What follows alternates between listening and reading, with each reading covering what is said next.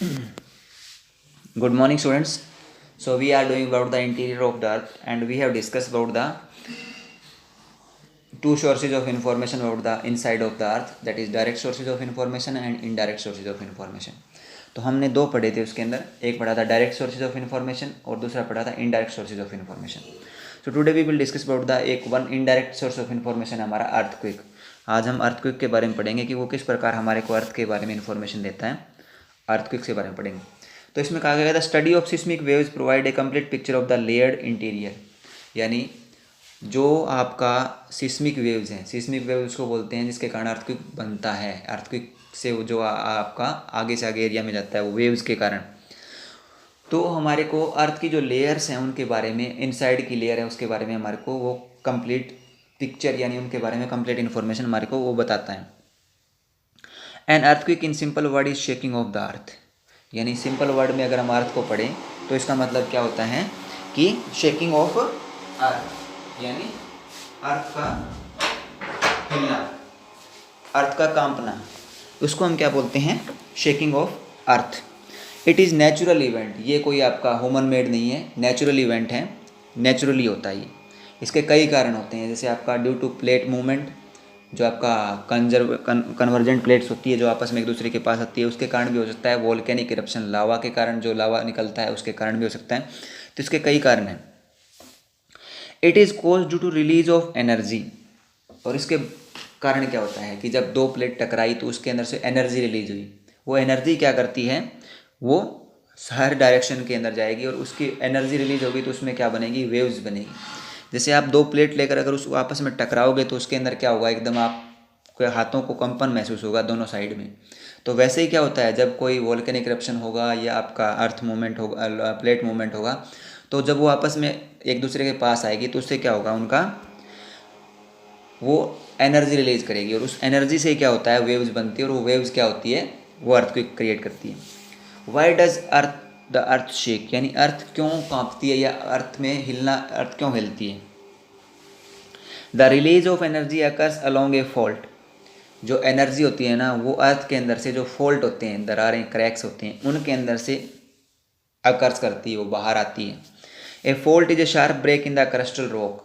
Fault क्या होता है, जो रॉक्स होती है क्रस्ट के ऊपर, उनके बीच में जो क्रैक्स होते हैं वो होते हैं, उनको फॉल्ट बोला गया. उनके अंदर से क्या होता है, वो एनर्जी रिलीज होती है. Rocks along a fault tend to move in opposite directions. जो फॉल्ट होता है उनके अंदर से जो आपका है एनर्जी है वो मूव करती है अपोजिट डायरेक्शन के अंदर, यानी डायरेक्शन है उसकी चेंज हो जाती है उसके अंदर फिर, क्योंकि वो हर एक के अंदर अलग अलग होता है वेव्स का movement. This cause release of energy and energy waves transferred in all directions. और यहाँ से जैसे ही क्या होगा, एनर्जी रिलीज होगी तो वो क्या होगा, एक पर्टिकुलर सेंटर से एनर्जी रिलीज हुई, यानी अर्थक्वेक एक पर्टिकुलर जगह से बनेगा ना, वहाँ से क्या होगा, एनर्जी रिलीज होगी, वो सारे डायरेक्शंस में चली जाएगी. Next is given the point where energy is release is called the focus of an earthquake. यानी जिस पॉइंट से एनर्जी रिलीज हुई है, यानी जहाँ से अर्थक्वेक जनरेट हुआ है, उसको हम क्या बोलते हैं, focus. That is called focus. इसको हम हाइपोसेंटर भी बोल सकते हैं. It is also called hypocentre. इसके बाद में ये याद रखना कि जहाँ से एनर्जी रिलीज हुई है, the point where energy released, that is called focus और hypocentre. The point on the surface nearest to the focus is called epicentre. उस हाइपोसेंटर या फोकस के बिल्कुल ऊपर का पॉइंट होता है, उसको हम क्या बोलते हैं, उसको बोलते हैं epicentre. I will show in diagram now in next. It is the first one two experience the waves. यानी जहाँ से एनर्जी रिलीज हुई है उसके बाद में वेव जो बनेगी उसको एक्सपीरियंस सबसे पहले कहाँ पे किया जाएगा, एपीसेंटर पे किया जाएगा. जहाँ पे एनर्जी रिलीज हुई वो एरिया हो गया फोकस या हाइपोसेंटर, और वहाँ से बिल्कुल ऊपर उसके जहाँ पे सबसे पहले एनर्जी पहुँची या वेव्स पहुँची है, उसको हम क्या बोलते हैं, एपीसेंटर बोलते हैं. It is a point directly above the focus. ये बिल्कुल फोकस के ऊपर का पॉइंट होता है. Now you can see this is the diagram about this. Focus क्या हुआ, ये हो गया हाइपोसेंटर सबसे बड़ा, ये एरिया आपका हाइपोसेंटर है. तो इसमें क्या हो गया, focus. This is the where earthquake occurs. It is the origin of the seismic energy. यानी ये प्लेस है जहाँ पे सबसे पहले अर्थक्वेक जनरेट हुआ, एनर्जी रिलीज हुई वहाँ पे, यानी एनर्जी क्रिएट हुई यहाँ से. ठीक है। और फिर इसके बिल्कुल ऊपर का एरिया, यहाँ पे सबसे पहले ये एनर्जी पहुँचेगी, ठीक है। इसको क्या बोला गया है? Focus. It is called focus. ये क्या है? आपका फोकस है।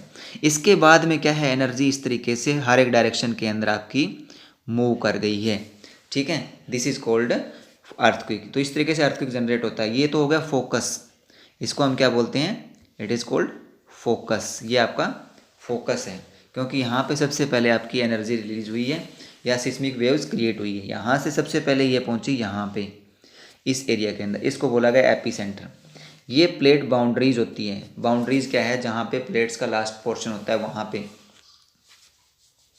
और ये बताया गया है कि सिस्मिक वेव्स का ऑल डायरेक्शन के अंदर आपका मूवमेंट हुआ है, ठीक है।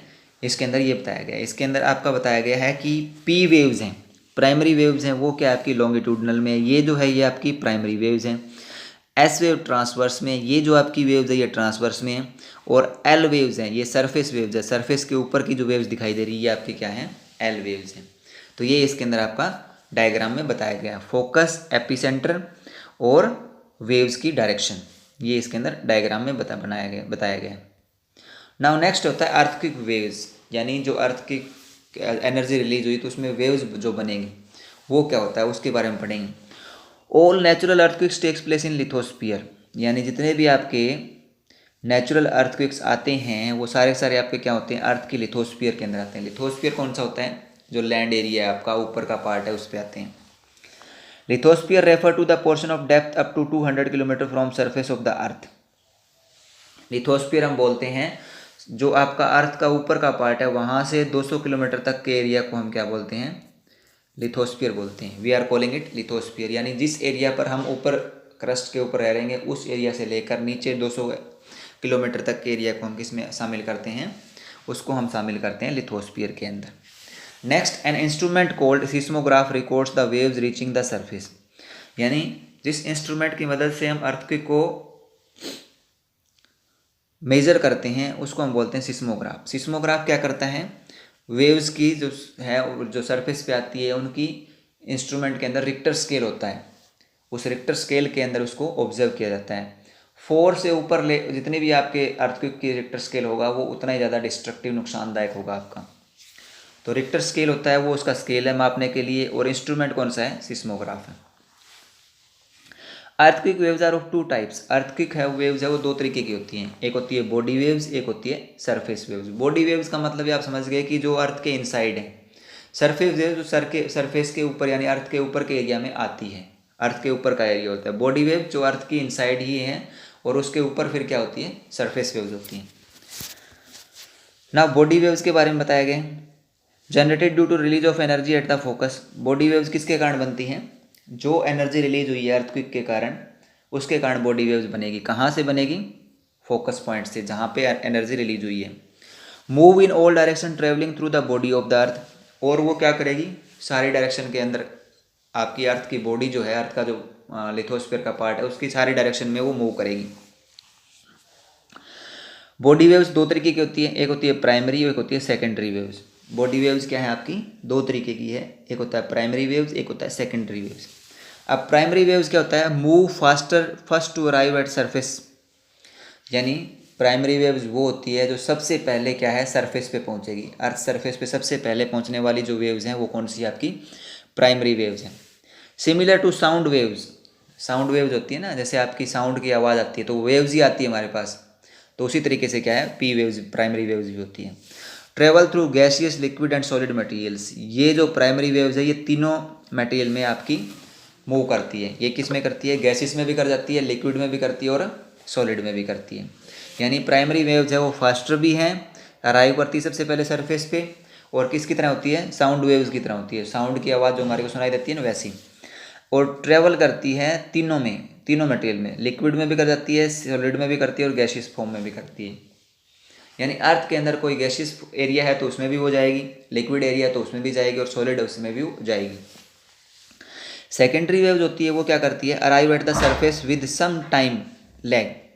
जो आपका सेकेंडरी वेव्स है वो उसके बाद में आती है, प्राइमरी वेव्स के जस्ट बाद में आपकी सेकेंडरी वेव्स होती है। प्राइमरी वेव्स के बाद में जो आपकी वेव्स आती है वो क्या होती है आपकी सेकेंडरी वेव्स होती है।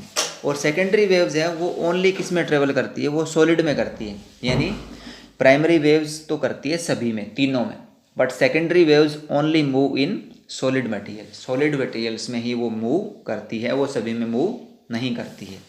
तो रिमेंबर दिस थिंग कि primary in all three, secondary only in one solid materials के अंदर।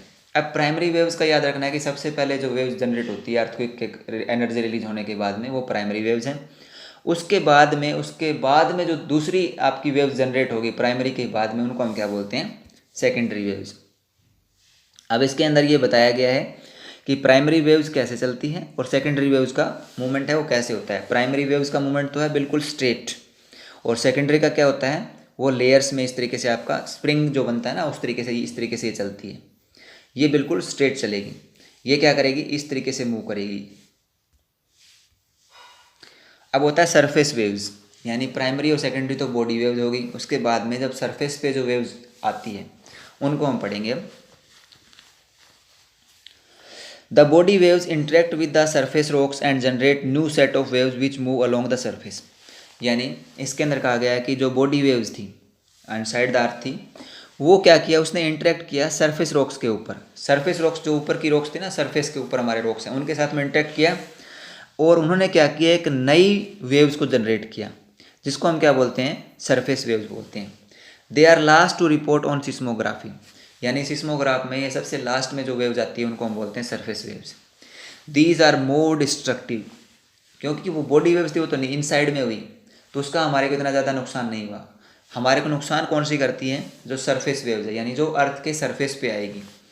दे cause displacement of rocks, hence the collapse of structure occurs. More destructive क्यों है, क्योंकि वो आप क्या करेगी, सरफेस पे आएगी तो सरफेस के ऊपर जो रॉक्स है उनको डिस्प्लेस कर देगी, इधर उधर कर देगी, या उसके ऊपर कोई स्ट्रक्चर बना हुआ है, जैसे आपकी बिल्डिंग बनी हुई है या कोई भी कुछ भी चीज़ बना हुआ है, तो उसको क्या कर देगी, आपका चेंज कर देगी। Velocity of wave change as they travel through materials with different densities. अब इसके अंदर कहा गया है कि जो स्पीड है किसकी, वेव्स की, वो ट्रेवल करती है ना मटेरियल के अंदर, तो उसकी डिफरेंट डेंसिटी के अंदर डिफरेंट है। वेलोसिटी यानी स्पीड जो है वो आपकी क्या है, अलग अलग मटेरियल में अलग अलग है। जैसे डेंसिटी किसी की कोई भारी चीज़ होती है, कोई हल्की चीज़ होती है, तो उसके अंदर जो वेव्स की वेलोसिटी है, वेलोसिटी होता है स्पीड, यानी स्पीड जो है वेव्स की वो सॉलिड मटेरियल में या जो आपका लिक्विड मटेरियल है उसके अंदर स्पीड अलग अलग है, सेम नहीं होती उसकी। Denser material the higher is velocity, जहाँ पे डेंसर मटेरियल होगा वहाँ पे इसकी स्पीड है वो आपकी ज़्यादा होगी, और जो आपका लाइट मटेरियल होगा वहाँ पे इसकी स्पीड कम होगी। Reflection causes of waves to bound where reflection makes waves move टू इन डिफरेंट डायरेक्शंस। रिफ्लेक्शन क्या होता है, वेव्स का वो होता है, उसका कारण क्या होता है, make waves move in different directions. इसका रिफ्लेक्शन यानी जो सरफेस वेव्स है उनका रिफ्लेक्शन होने के कारण क्या होता है, ये हर एक एरिया को डिफरेंट डायरेक्शन में मूव करती है। तो ये हमने आज पढ़ा है आपका surface waves, body waves, earthquake के बारे में। तो इतना ही आपको अपनी बुक में पढ़ना है। Thank you, have a nice day.